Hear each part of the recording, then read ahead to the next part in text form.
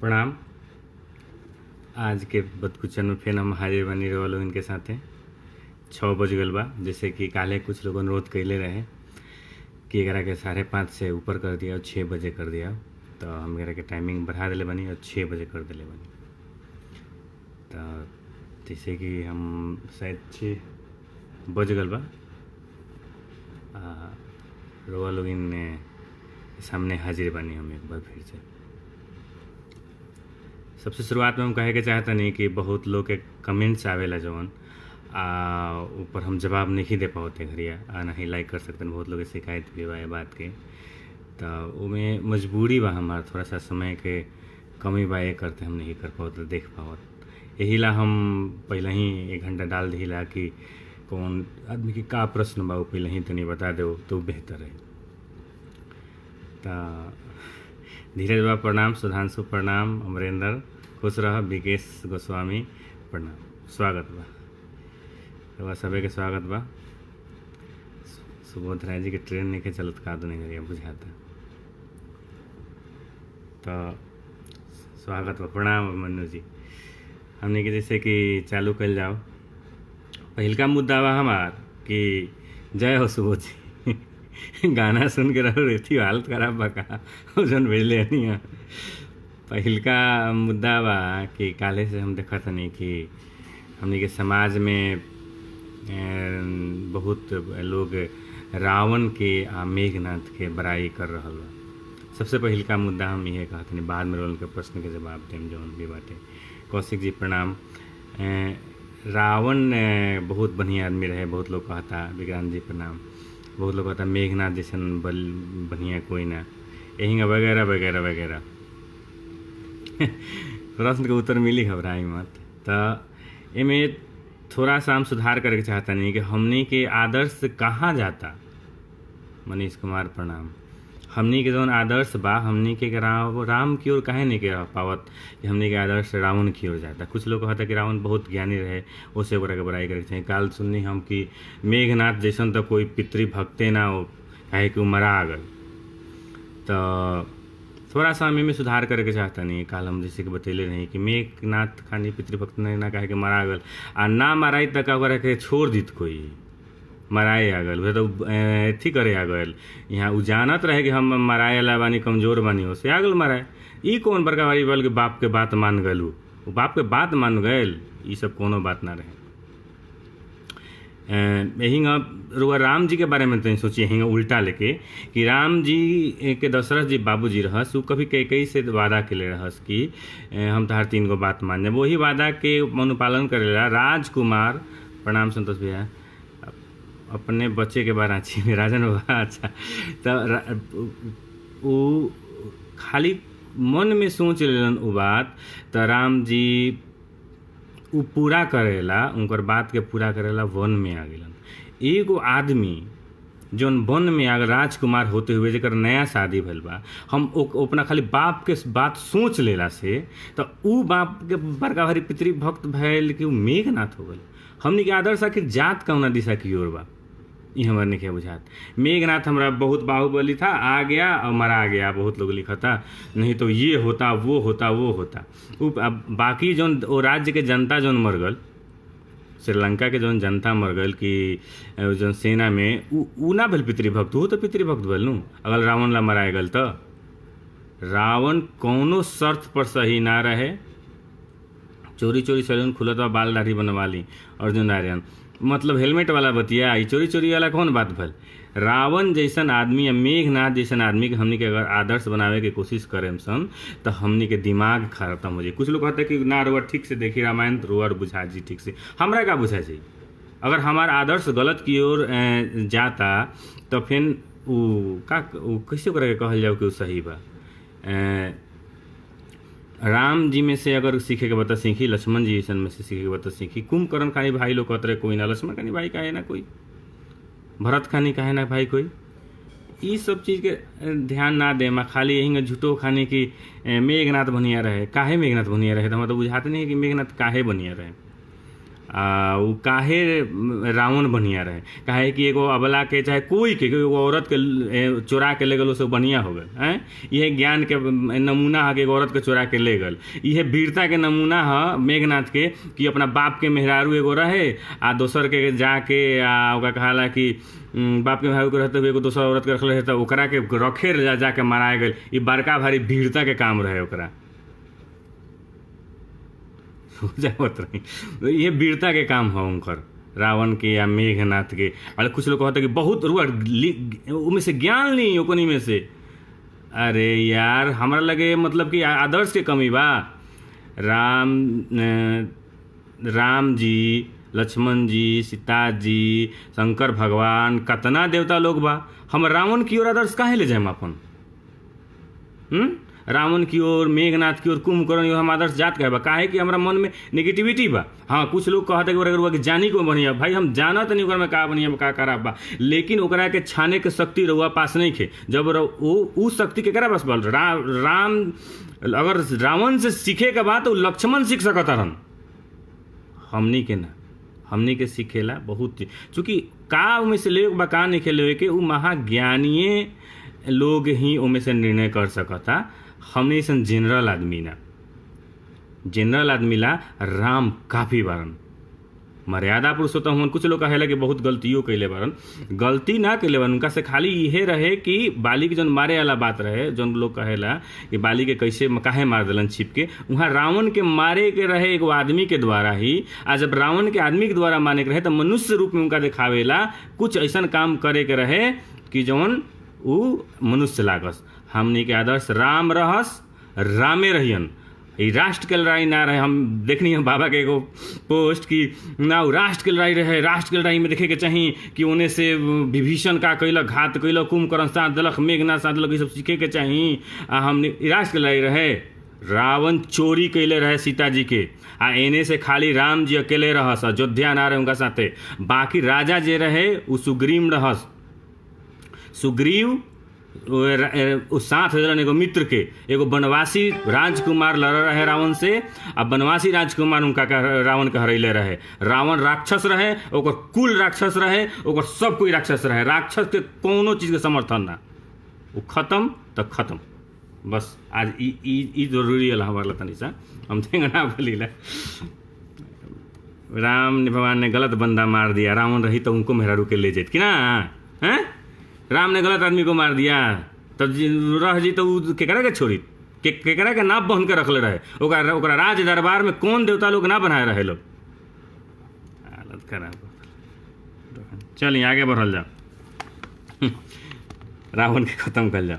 हमनी के अंदर के रावण ऐसे पसंद पड़ता हमनी के हमनी के अंदर रावण घुसल बा, हमनी के अंदर मेघनाथ घुसल बा, हमनी के राक्षसी प्रवृत्ति घुसल बा। वही से ओकर बड़ाई खोजता है सब। हमनी के मनुष्य के वृत्ति हो चुकल बा। तबे तो हमनी के जब इस देश में बहुत कुछ एने ओने होता, यहाँ तक कि राहुल गांधी कह देता कि नहीं मैं देश के साथ हूँ, तब वो में से निकालता लोग कि ना हई कमी बा, हो कमी बा। यार का कमी बा, का ना कमी बा। सब चुनाव के बेरा हुई, चुनाव वाला बात। अभी जौन बात बा खाली कोरोना के बातों को। हमनी के हर धर्म के देवता बारन, आ हर धर्म में राक्षस बा। राक्षस के कुटाई होके के चाहिए, देवता के पूजा होके के चाहिए। बस आगे बढ़ल जाओ। पिंड रामायण देखत एक बार ध्यान रही, राक्षस के सदा लेफ्ट साइड से आते। हाँ अरे यार उतने तोरे रामायण में एक और चीज़ बा, ये लोग के तीर हेंगा चलेला, हेंगा हाथ करके आ कनी के हेंगा चलेला। ये सब हमरा लगे टीवी नहीं के भाई, ये सब टीवी के भाषा ना बोलेला। राम जी अकेले नहीं थे बल्कि पूरी सेना देवलोक, उनके देवलोक के सेना रहे। आगल बहाना, वाह पांडे जी वाह। अकेले नहीं थे, यही मतलब कि हमारा लोग राम जी के साथ काहे देवे रहे लोग, देवता उनका साथ दी लोग, देवता उनका सहयोग करी लोग। सब जने के कूटत रहे रावण पहले ही से। इंद्रजीत काहे मेघनाथ काहे के पहले ही कूट काट के रख दिले रहे वो लोग।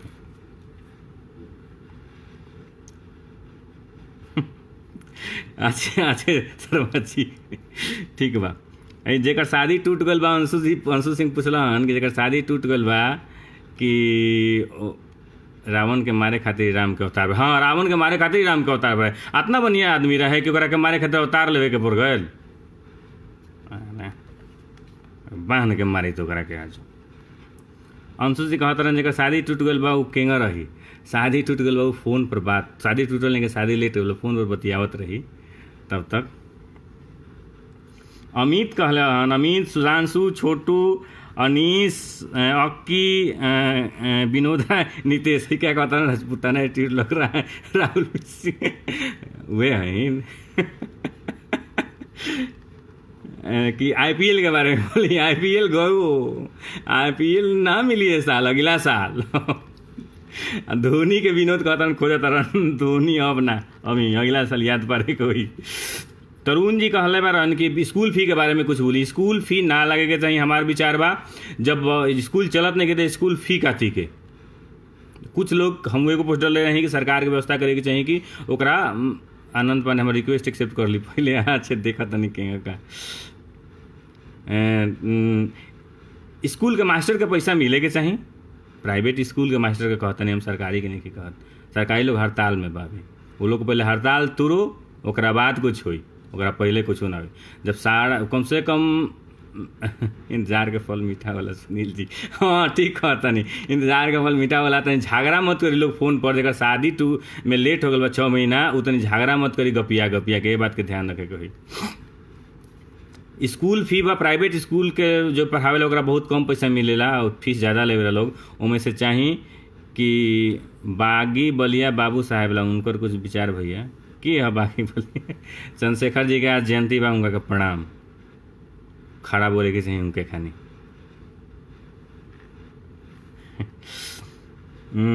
तो स्कूल प्राइवेट स्कूल के मास्टर साहब जी, हेलो, हाँ झारखंड सरकार से बोल रहे हैं, बोलिए।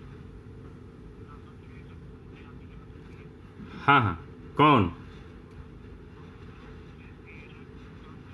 ठीक है, आ रहे हैं जो कीजिए ना, अपना नाम, ठीक है, और अपना नाम, अपना जहाँ पे हैं वहाँ का एड्रेस, ठीक, हमको व्हाट्सएप कर दीजिए थोड़ा, ठीक है, हम देख लेते हैं उसको, ठीक। कितने आदमी हो गए देखिए, घर, हाँ लिख दीजिएगा आप। घर जाने के लिए सरकार जब लॉकडाउन तुरेगा तो आपको खुद मालूम चल जाएगा, हमसे पूछने की ज़रूरत थोड़ी होगी, पूछने की एकदम जैसे जाने के लिए आप पूछने की ज़रूरत नहीं पड़ी, आने के लिए भी नहीं पड़ेगी, है ना।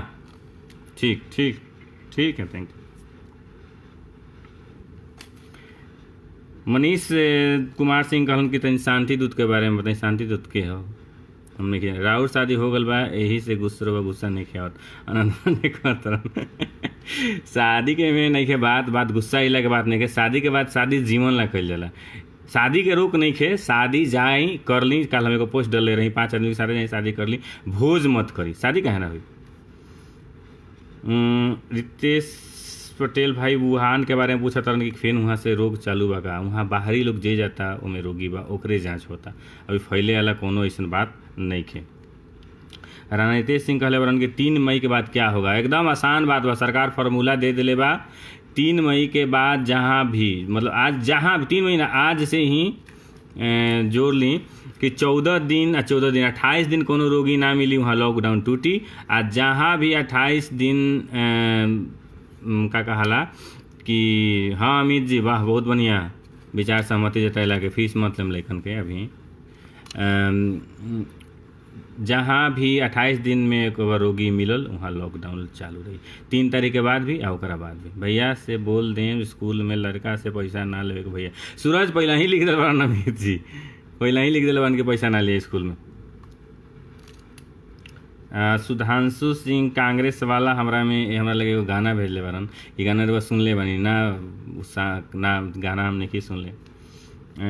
बिहार के रोज़गार के बारे में विनोद सिंह जी कहले बनी कुछ बोले के। बिहार में रोज़गार तब तक ठीक ना हुई जब तक नेता लोग के आपन रोज़गार ना छूटी, मन में हमने की संवेदना जब तक ना होके तब तक कुछ हमने के बीच में नहीं के ठीक रह सकत।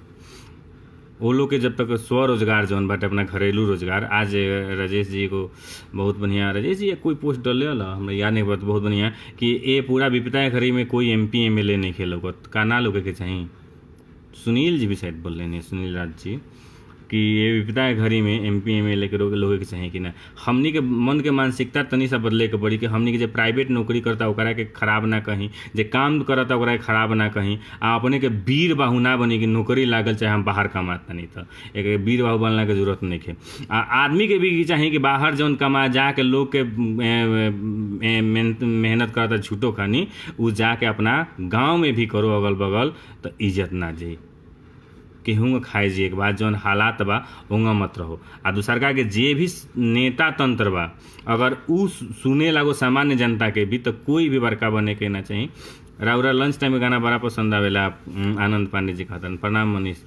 लंच टाइम के गाना पर बहुत बवाल बा, बहुत लोग मैसेज कर दिले, बहुत लोग हमरा के अनफ्रेंड कर दिले लंच टाइम में क्वेश्चन क्वेश्चन गाना डालता नहीं, लेकिन हम का करी सब कोई के लेके चले कोनो सवेरे दोसर गाना, दोपहर में दोसर, सब कोई के लेके चले के बा, सब कोई हमार मित्र बा। हम अपना सिद्धांत के अनुसार लोग के बदल नहीं सकत, हमारा सबके खुशी में ही खुशी है भैया। सब काम छोड़ी सुधांशु सरकार भाई इतना टेंशन में काहे बारन। सुधांशु कांग्रेस वाला, सुधांशु भाजपा वाला, हम बरले बदू को सुधांशु का तो नाम धराई ना। तो ये जब तक हमनी के मन में ना जागी, हमनी ऐसा आदमी जे भी पढ़ लिख के थोड़ा सा अपना के बनता, जे भी नौकरी होला हम देखिला का आगे कहे लोग ए फलानवा तू कमात नहीं कहो, तू कुछ करत नहीं कहो, ई का कोई लेबर ठेला पर बेचेला, तो वो आदमी चल जाला बाहर जाके भी ठेला पर बेचेला, बाहर जाके उहे काम करी, ओकरा मुनाफा उहे है। लेकिन हमनी ऐसा आदमी जे अपना के तेज बुझेला, तो जितना मजदूर बाहर गल बरसन वो अगर डाटा के प्रयोग करके आ वही डाटा के सारा आदमी के एगो काउंसलिंग सेंटर खोल देव कि वो लोग के जगह हम बताओ तनी वहीं बताओ, सामान्य पब्लिक के भी बताओ, आ वो लोग के काम देवे के करो। जब वो लोग के 21 दिन के 3 दिन में भागे लागल मतलब वो लोग का पैसा अच्छा ना मिले, आ जब पैसा अच्छा ना मिले तो उतना भी पैसा अगर राज्य सरकार उपलब्ध करावता, बहुत सरकार के ऐसा योजना आवा जना के बंद कल जा सकता, आ बहुत वो में से पैसा एला हमनी के सबसे पहले संवेदना भइल जरूरी बा।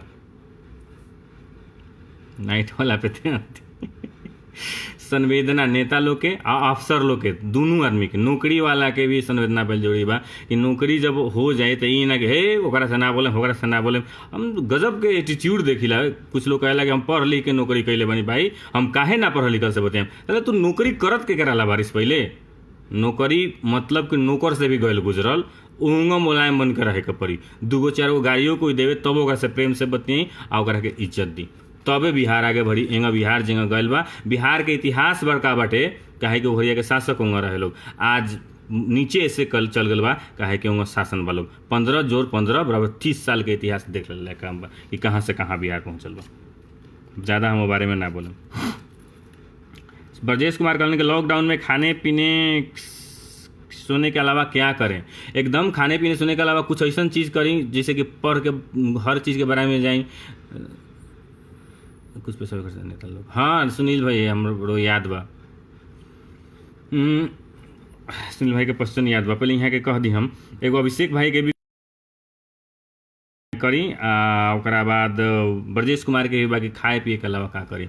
हमनी के एक घड़ी के सीजन में खाना पीना के ध्यान देवल बहुत ज़्यादा जरूरी बा। सूती कितना देर और कोई क्वेश्चन के ले 8 घंटा से ज़्यादा ना सूती कभी भी। सवेरे उठ के कुछ पानी नीमक कुछ खाई, गरम सुसुम पानी उठला के बाद थोड़ा सा सुसुम पानी पी, मतलब कि तो फालतू चीज़ शायद कहता नहीं हम, लेकिन खाली पेटे गरम सुसुम पानी अगर हल्का सा पी तो बेहतर ही। दिन में कोनो ऐसा सामान खाई जाना खट्टा हो जरूर एक घड़िया के सीजन में, मतलब कि विटामिन सी जौना में मिलो वो बेहतर रही। कोयला भी ओकरा बाद हल्का सा जौन टाइमिंग बा, जे पढ़े वाला लड़का बा लोग पढ़े में चल जाओ, आ जे ना पढ़े वाला बा वो भी अगर कुछ किताब रामायण गीता वगैरह चाहे जौन भी उपन्यास भी कोई के भी लिखल अगर पढ़ो तो बेहतर रही। मोबाइल पर से टाइम बितावेल अलग इशू बा, ये आदत खराब कर दी, ये परमानेंट रहे वाला दिन नहीं खे। रात में भी टाइमली सुतला काम बा हमरा के, हम तो खुदे नहीं सुतत कैसे कहता नहीं, तो हमारा तो बहुत काम भी बा, हम कितना काम के बताई। अताउल रहमान कहले हन कि दूसरे राज्य में फसल होके पर भी कुछ कहें, दूसरा राज्य में फसल कोई नहीं के जय जहाँ रल हुए बा। बार बार हम एक गो बात कहते नहीं कि फसल शब्द हमनी के दूर करे के पड़ी कि हमनी के फसल बाटे कोई हो। भैया शादी के बिना ऑर्केस्ट्रा कैसे हुई? रामायण देखी लोग सिखा मिली और टाइम पास भी हुई। हाँ आगे धर्मेंद्र तोहरे करते 6 बजे हम कैले बानी टाइमिंग, तू ही कहला कल था। एगो प्रश्न बा, मनीष पिकीकरण के मन करता कि हमहू ब्याह जल्दी कली। ब्याह कर सकता नहीं जल्दी, अगर दिन धरायल बा तो बारात मत ले जाइए, वही पैसा के बचत के रूप में कहीं भी अपने यूज करी। अंकित सिंह कहल आगामी विधानसभा चुनाव के बारे में। बबुआ अंकित विधानसभा चुनाव के बारे में कहला के जरूरत नहीं कि जितना चीज़ होता सब चीज़, बहुत लोग विधानसभा के चुनाव की ही तैयारी करता। कह कि इस साल विधानसभा के चुनाव बिहार में लगे कुछ गरीब के खाना भी मिल गया तो उहो ना मिले। जितना लोग इस सब भाव में बात गड़बड़ी कहनी है तो वैशाली के एगो मरीज जो आज मर गल बा। बिहार में शायद कोरोना के दूसरका मौत भइल बा, उ झाड़ फूंक के चलते भइल बा। जैसे कि ओकरा के कोरोना के टाइप के लक्षण जब होला तो लोग झाड़ फूंक के चक्कर में पड़ गल। कोरोना कोनो झाड़ फूंक से ठीक होके वाला चीज़ नहीं है, ई बात के ध्यान देवे के बा। कोनो भी ऐसा लक्षण अगर बुझाता तो अपना माने डॉक्टर लगे चल जाई, कोनो लुकाए वाला भी चीज़ नहीं है। हमनी के भी चाहे कि कोरोना के मरीज जौन बा ओकरा के शर्म करे के महसूस मत स्थिति मत लिए, काहे कि उ अपना माने कोई न जाने कि उ रोगी भइल बा। संतोषी कहलन मजाक करे। दीपक कहलन कि डॉक्टर पर हमला होता है कौन बढ़िया बात बा, एकदम खराब बात बा। लेकिन इतहारा सोच लगे के काम जरूरत ही प्रशासन सोचता है बारे में। वो लोग के बहुत जगह संपत्ति जब्त होता है, बहुत लोग की कुटाई होता है। जो डॉक्टर के बिलावता वो तो खुद रोगी हो जाता। और ये बात तो सोच ही के पड़ी कि काहे करता नहीं, मतलब इतना मार मारल एगो खुद डॉक्टर के बुलावे लगो। विजेश यादव कल विद्यार्थी को राजनीति से मतलब रखना चाहिए कि नहीं? एकदम ना रखे के चाहिए। आज फेसबुक पर व्हाट्सएप पर जितना लोग करता मोदी मोदी, उहे लोग बाद में बाहर जाके कमाई आएगा। कोरोना आई तो फंस जाई, आ फंस जाई तो रोग चिलाई। तो आज जे अगर ए फेरा में पड़ल बस चुनाव वगैरह के फेरा में पड़ता, ओकर भविष्य निश्चित है।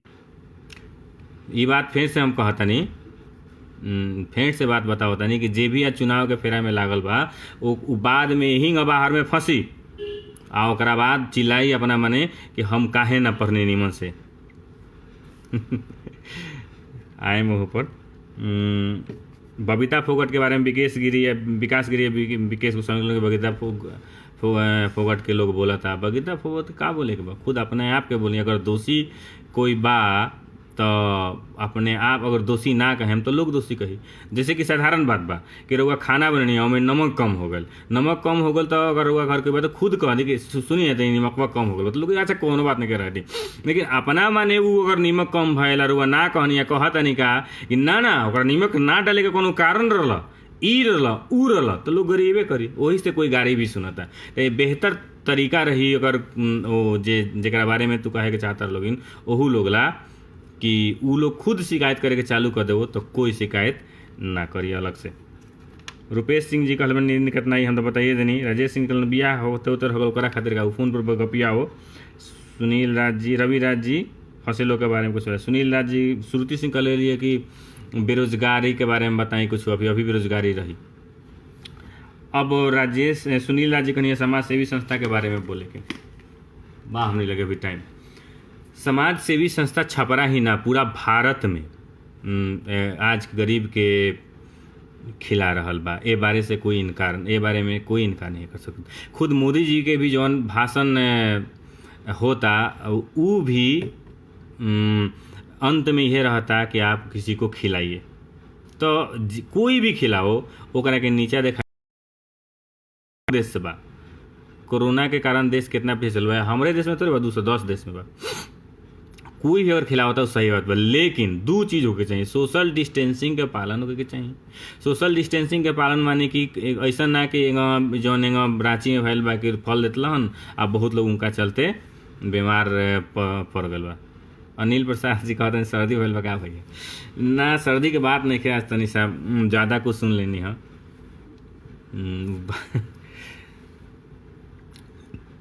केकरा सुनिए हम ना बताएं।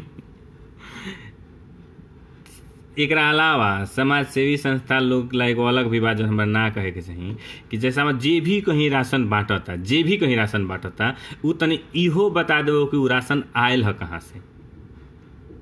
माने कि अगर नेता बा तो उ कहाँ से राशन ले आयल है। हमरा 2 सवाल के बारे में बोली, मनीष तारा सवाल के बारे में बोलनी है सर। चाहे एनजीओ भी बा तो कहाँ से सामान ले आयल ह, कितना पैसा ओकरा मिलल ह आ कितना पैसा खर्चा करता।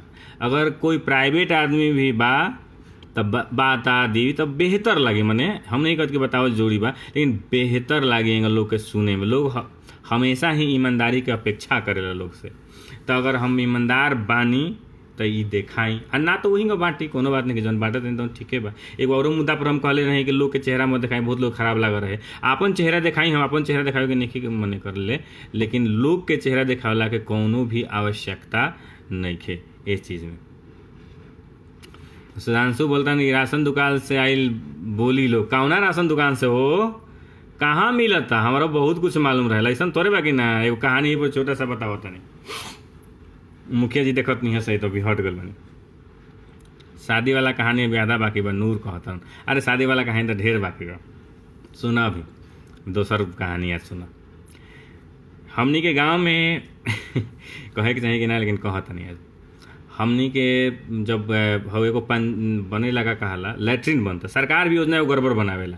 सरकार की योजना जो रहेला न पता ना का होला कि अगर 15,000 लगी तो 14,000 के पब्लिक ला फंडिंग करी। अब पब्लिक का सोची कि उनमें से कुछ बचा ली। लैट्रिन के जो योजना चला शायद 12,000 रुपये मिलत रहा। 12,000 रुपये हमनी के कांड भइल कि बीडीओ साहब रहस कि कहलन बोला के राजेश भूषण जी कि रहो लोग तनी सा एगो लैट्रिन उट्रिन कुछ गांव में बनवा दी। हमने कहीं कि ठेकेदारी तो ये वाला काम ना हो, ये तो पर्सनल सब कोई के मिलेला। जो नेता बता रहा है वो खुद बांटा है, वो तो लोग उसको प्रचार कहते हैं। अच्छा, राशन वितरण का स्पष्टीकरण नहीं दे रहे हैं क्योंकि लोग फॉल्स इनको दिया जा रहा है भाई। वो बुझता नहीं बहुत बात। तो वो लैट्रिन बनवावे में हमनी के कचूमर निकल गए रहे। कचूमर माने कि वो बनवावेला सही बनवैनी बनवावत रही सन, तो बहुत लोग एक विरोध कैलक। इस सही काहे बनता, बढ़िया बढ़िया लोग काहे नहीं खे लागत एथी और नदी में के माटी सीमेंट के रूप में काहे इतना बड़का होता, काहे प्लास्तरा होता बाहर से भीतर से, काहे ऊपर कुछ लिखा था। अतना एक आदमी ना बहुत प्रश्न आज तक मतलब कि झगड़ा टाइप के बाटे कि काहे इंगा करे लोग, कि लोगों इंगा करे लगे। लोहिया स्वच्छता अभियान 12,000 रुपया। हाँ, आ लोग के भी का थी बाबू में दिमाग कि लोग भी कहे का कि सरकार के बनता हम पटाइम ना, रउआ पटाई 10,000 देते थे 2,000 खा जाते हैं ना। लेकिन एक भी यजमान के जवाल के बारे में कुछ बोली का ऐसा सीएम बिहार में होकर के चाहिए रहे दी। लोग बात ना कहेगा, शेख जी कहते लोग बात नहीं कहत, बताओ तो हमनी के नस नस में कितना बेईमानी घुसल बा। हमनी के नस ईमानदारी अगर कोई करहूँ जाए तो कोई करे ना दी। तो ये अब राशन की ही बात बा। राशन जितना बटाता, हम तो बहुत लोग के बोरा में देखनी, बोरवे में लिखा रहे फूड कॉर्पोरेशन ऑफ इंडिया लिखा रहेला। तो वो कहाँ से आवेला? शौचालय योजना हम लोग का कार्य। हाँ, तो ये बात बा कि हमनी के अगर काम ईमानदारी से कहीं से तो एक पैसा कहीं भी घूस ना लागल, सब लोग के पैसा मिल गल। राजेश भूषण जी दीदी बादल रही। लेकिन हमनी के ई लॉकडाउन में बर्तन साफ करत दशा पर खराब हो गल बा, ऐसे बच्चे के उपचार बढ़ा के प्रति सुजीत सौरभ जी चलिए अब यही सब घुसल बढ़िया बात खत्म हो गल। कुछ लोग नेता कोटा का माल बांट नेताजी के नाम से। हाँ सही बात बा जियाउल भाई। बर्तन साफ करे में अगर दिक्कत होता रहुआ, काल भी हम ये बात बतैले रही, तो ओकरा के खाई वही घड़िया जाके थोड़ा मोड़ा खंघार ली, बाद में ओकरा के धोए में तो सूख जाई।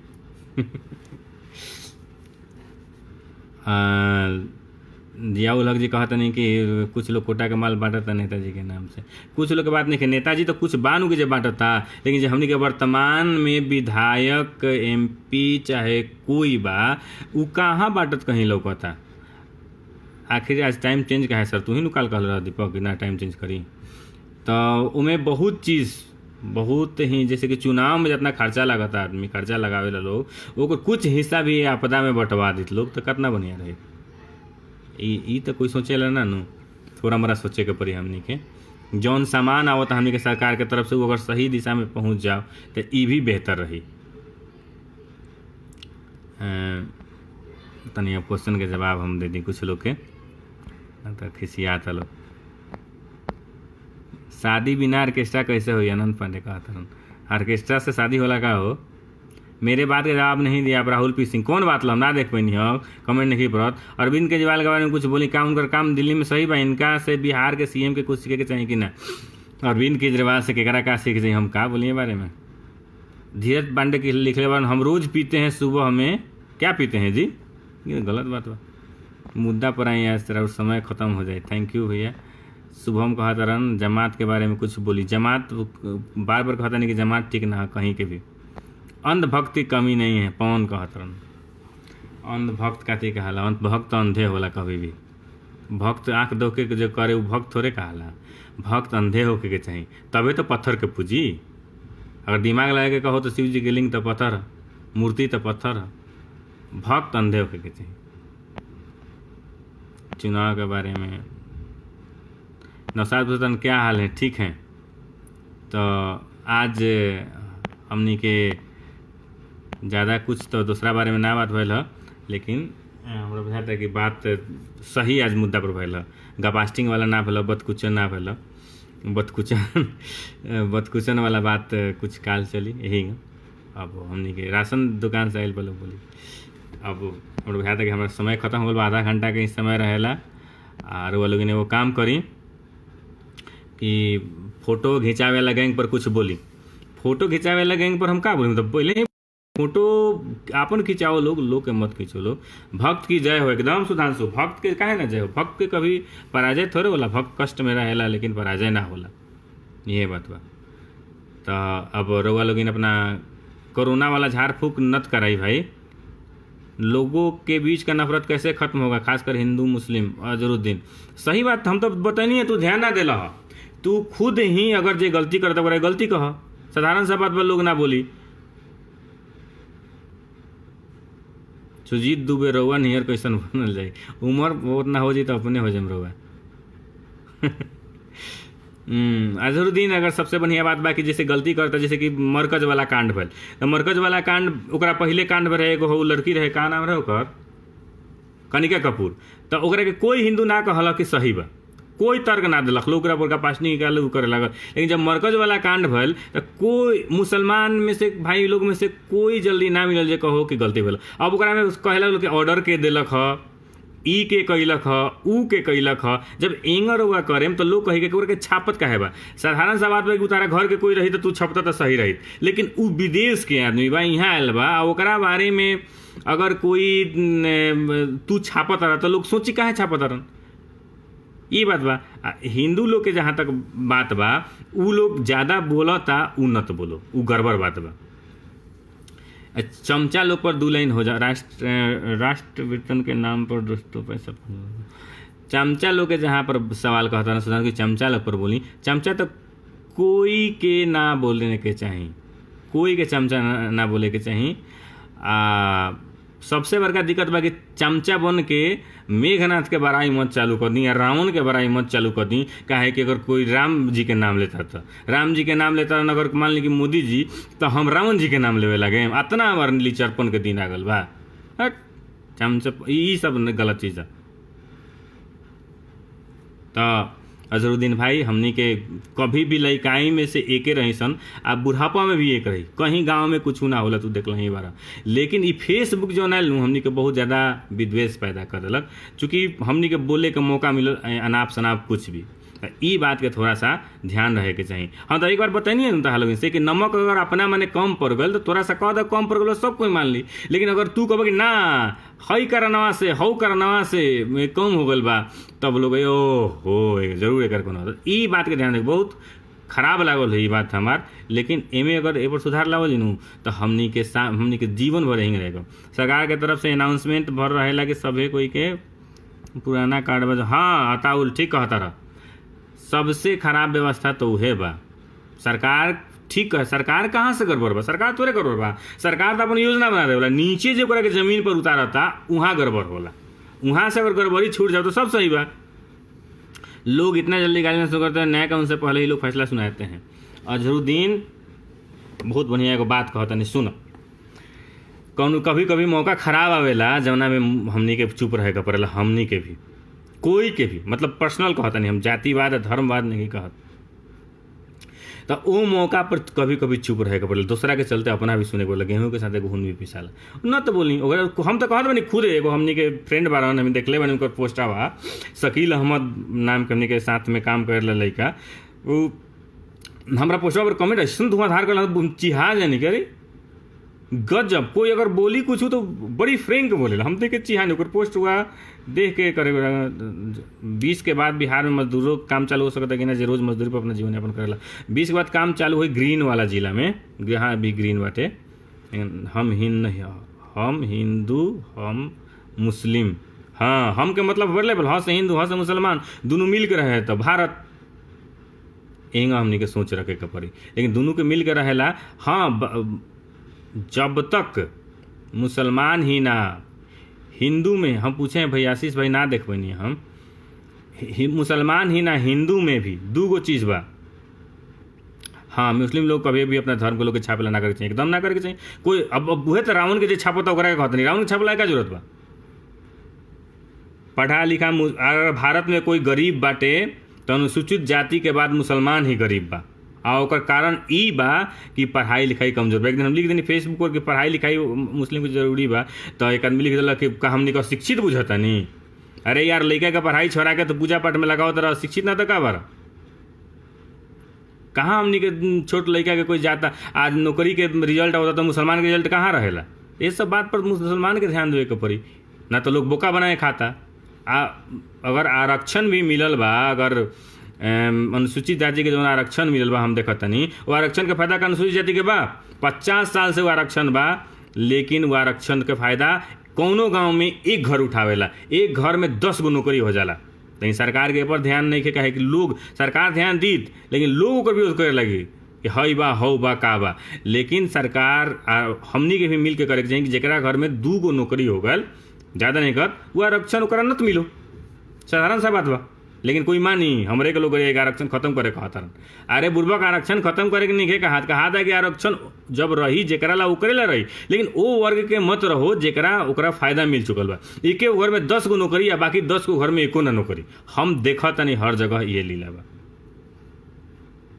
ई थोड़ा मोरा सा ई सब चीज़ सुधार प्रशासन मतलब कि सरकार के नीति में करे के पड़ी, हमनी के मानसिकता में करे के पड़ी। ना करे के पड़ी तो आज भी हमनी के स्थिति उहे बा जे अंग्रेज के काल में रहे। हाँ आरक्षण के फायदा रहे बढ़ले बा एकदम बा। हाँ पवन कहता अपना सगरो बा यार, हम तो कहता नहीं आरक्षण का फायदा ओकरे बा जेकरा घरे 1 गो नौकरी हो गल, ओकरे घरे 5 गो नौकरी होला। ये सब चीज़ पर जब तक हमनी के ना ध्यान देम सन तब तक कुछ ना हुई।